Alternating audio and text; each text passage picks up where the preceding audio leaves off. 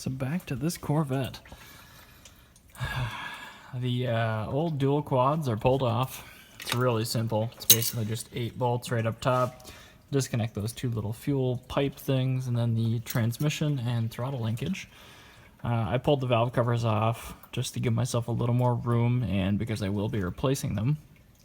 And then now, on the side of the cylinder head, right between these 2 outputs, there is a 3/8 inch drive, 1/2 inch NPT bung. Pull that out, drain the coolant so you can take the intake manifold off, because on these cars, not only do these hold intake vacuum, but they also hold coolant and they have oil in them. So the next step for me is going to be marking the orientation on the distributor, but since I will be putting a different intake manifold back in, this is going to be a little bit difficult. So I'm going to mark it straight ahead, this direction, on the distributor and the intake, and then I'm going to make a reference mark on the new intake manifold so I can put this distributor back in correctly. Alright, so there, the distributor's out, and I did mark the housing, but the rotor is going to be kind of free spinning, so that's something I'm going to have to retime. Once this all gets back together, I'm going to have to mark cylinder 1 top dead center. I'm going to use a little bit of welding rod down the spark plug tube there,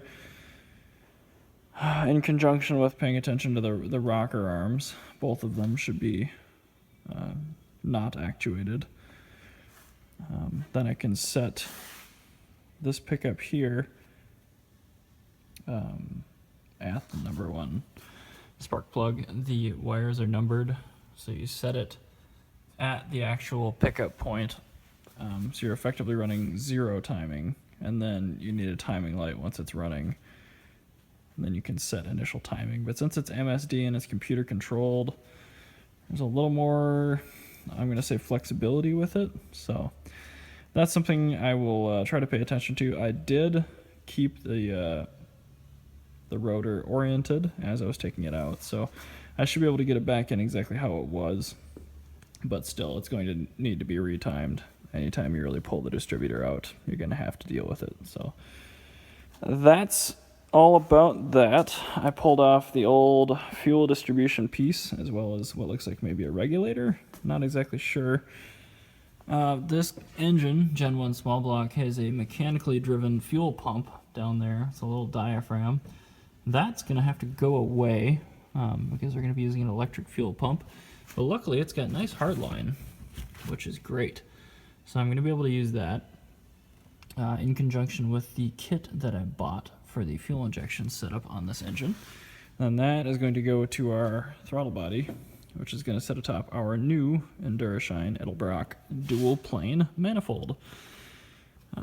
This is an Edelbrock dual quad polished. It's actually a twin plane as well. It's actually a decent looking intake manifold, but man, this car it ran so poorly. I don't know. I'm about to disconnect the upper radiator hose now. Move that aside. And then, honestly, I think once that's off, let's take off the perimeter bolts for this thing. Take off probably the contact for the oil pressure gauge. Not actually remove the gauge on the manifold when it's in the car, because that's probably more difficult than it is worthwhile. And then pull the intake manifold off. It looks like this was put on with gaskets and RTV, so I'm going to actually go buy some new gaskets. I forgot to do that, of course. Forget the simple stuff. And yeah, so pull this one off, kind of assess how we're looking in there, then clean it up really well, probably with some Scotch-Brite. Then get the new gaskets set, get the new intake manifold prepped, and then that'll be ready to drop on this engine.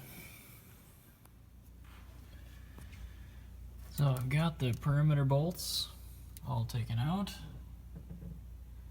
and all I did was lightly pound a standard screwdriver near one of the bolt holes, just so there's nothing critical going on, fuel, coolant, or air-wise.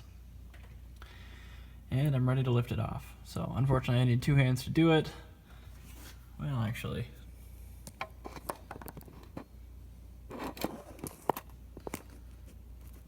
let me see what I can do.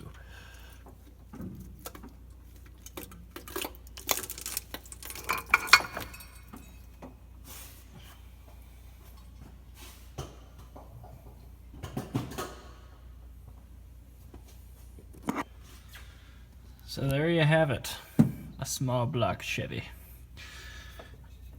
Oh, look at that, the oil sender stays in the, apparently that's in the block, not in the head, so that's cool. Excellent. Yeah, so here's the old intake manifold gaskets. Those are coming off, getting replaced. This is just RTV. I'll be scraping that all down, replacing that front and back. This is called the valley of the engine. On overhead cam stuff, this doesn't have oil in it, but on overhead valve stuff like this, it sure does. Wow. Lots of goober. They used a little too much sealer on these. But doesn't look like any of it really got ingested. These are actually a decent set of cylinder heads, pretty big ports on them, which is good news, I suppose. But yeah, now it's just taking these gaskets off, cleaning stuff up, and then prepping the new intake manifold to go on after that. Well, back at it again today. I gotta get this old gasket material off before I can put the new gaskets on. I'm gonna use a combination of kind of a putty knife, a standard screwdriver, and an abrasive stripping wheel. But before I do any of that, I'm gonna plug all these ports and as much of the valley pan as I can with some paper towels just to minimize my cleanup a little bit later. So that's about as far as I can get with my manual tools. Now I'm gonna go at it with the stripping wheel. Just gonna give everything a once over. Actually came off pretty nice. I'm not too upset with how that worked. So there we are, all done with the stripping wheel. Looks pretty good. So what I'm gonna do now is open up my gasket kit. I believe that just comes with the 2, oh sheesh, stuff caught everywhere. The 2 main gaskets here and there. I think the area here on the valley, after I wipe that down, I'm just gonna use RTV. That looks like all it was before. And it didn't look like that was leaking. So I did buy a tube of blue RTV with this, I guess, gasket setup, whatever you want to call it. So I'm going to give it a go. And I don't think I'm going to use any RTV around the main gasket mating areas, because those look like they seal pretty well. But we'll just throw it on there and see how she looks. So it actually does come with little rubber bridge gaskets as well. That's not going to stop me from using my RTV though. I'm just going to do those 2 areas from about here to about there, and the same on the back from there to about there.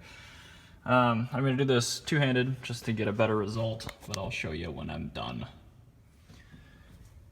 Maybe I should have been a baker. I can lay down lines like crazy. Anyway, I'm going to let those set up for about 5 minutes, and then I'm going to plop those little bridge gaskets right down on top. This one's the rear, it looks like. This one's the front. So I'm just going to set it right down on top. And then I'm probably going to maybe do a thin layer of RTV on top of this as well, but that's probably pretty frivolous.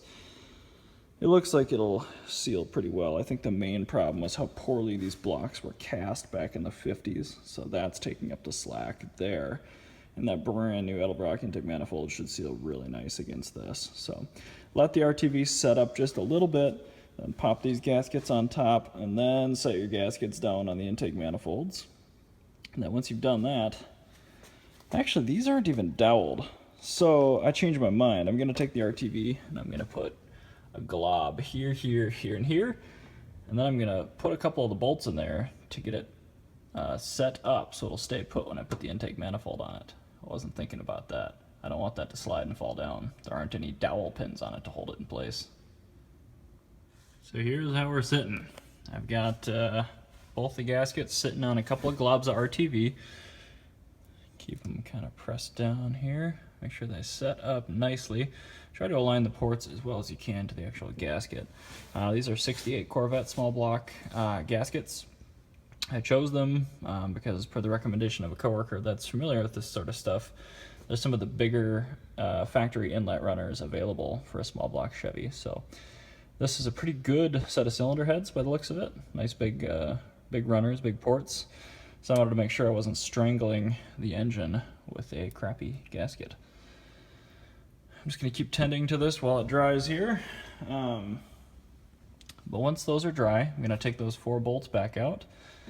I'm going to put the little rubber bridge gaskets on.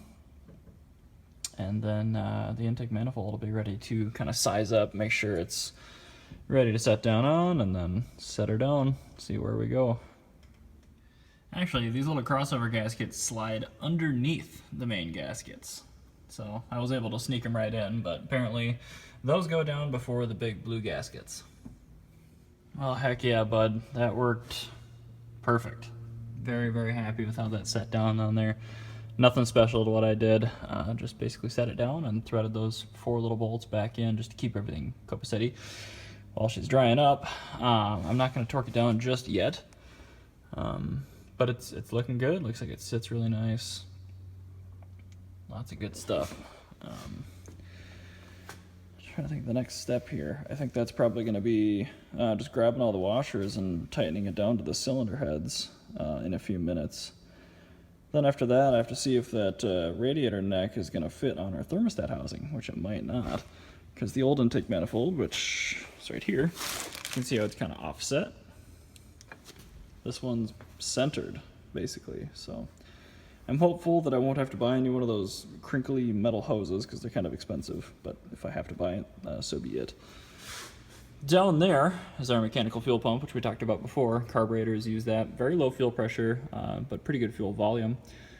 Fuel injection uses very high pressure and medium to high volume.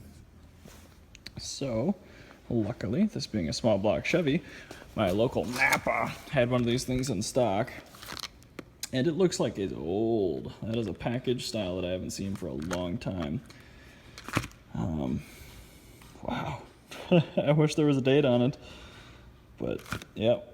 I gotta pull the old fuel pump off, and then there should be an actual rod that drives off the cam, I think. Gotta pull that out as well, and then put this block-off plate and gasket on it, probably with a little bit of RTV. But, once that's done,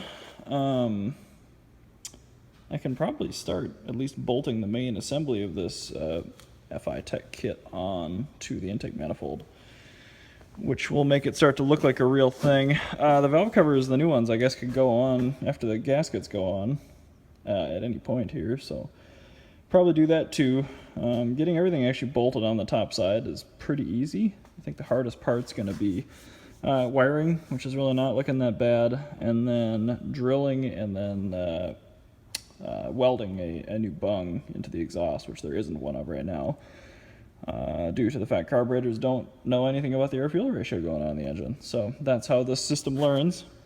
If you don't hook that up, it'll probably still run, but it's not going to get a very good tune.